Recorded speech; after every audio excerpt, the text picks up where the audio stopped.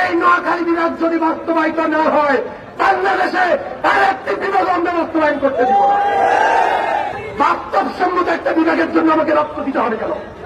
কেন দিতে হবে রক্ত? রক্ত শেখ হাসিনাকে বিতাড়িত করার জন্য আমরা রক্ত দিয়েছি। এই বিভাগ বাস্তবায়নের জন্য রক্ত দিতে হবে না। এই বিভাগ বাস্তবায়নের জন্য যদি কেউ প্রতিবন্ধকতা করে, কেউ ষড়যন্ত্র করে, তাদেরকে উৎখাত করা হবে। এই জুলাই সনদে নোয়াখালীকে উপেক্ষা করে কুমিল্লা বিভাগের নাম অন্তর্ভুক্ত করা হয়েছে। আমরা এর তীব্র নিন্দা এবং প্রতিবাদ জানাচ্ছি এবং সাথে সাথে এটাও বলছি, নোয়াখালী বিভাগ শুধু এই নোয়াখালী অঞ্চলের মানুষের দাবি নয়।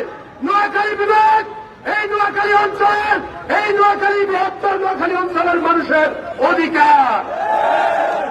সংগ্রামী সাথী বন্ধুগণ, প্রিয় নোয়াখালীবাসী, এই নোয়াখালী বিভাগ আরো আগেই হয়ে যেত যদি এই বৃহত্তর নোয়াখালীর যে কেন্দ্রীয় নেতৃবৃন্দ ছিল এরা যদি নোয়াখালীর বিষয়ে অতীতে সোচ্চার থাকত, তাহলে আরো আগে এই নোয়াখালী বিভাগ হতো।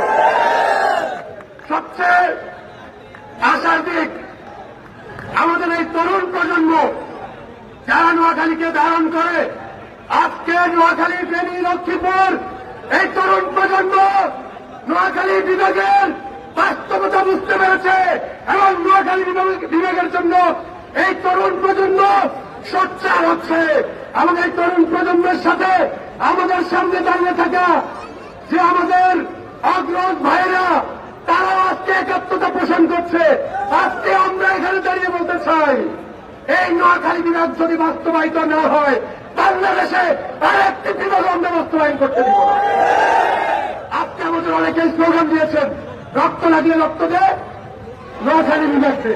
আরে ভাই, এই বাস্তবসম্মত একটা বিভাগের জন্য আমাকে রক্ত দিতে হবে কেন? কেন দিতে হবে রক্ত? রক্ত শেখ হাসিনাকে বিতাড়িত করার জন্য আমরা রক্ত দিয়েছি। এই বিভাগ বাস্তবায়নের জন্য রক্ত দিতে হবে না। এই বিভাগ বাস্তবায়নের জন্য যদি কেউ প্রতিবন্ধকতা করে, কেউ ষড়যন্ত্র করে, তাদেরকে উৎখাত করা হবে।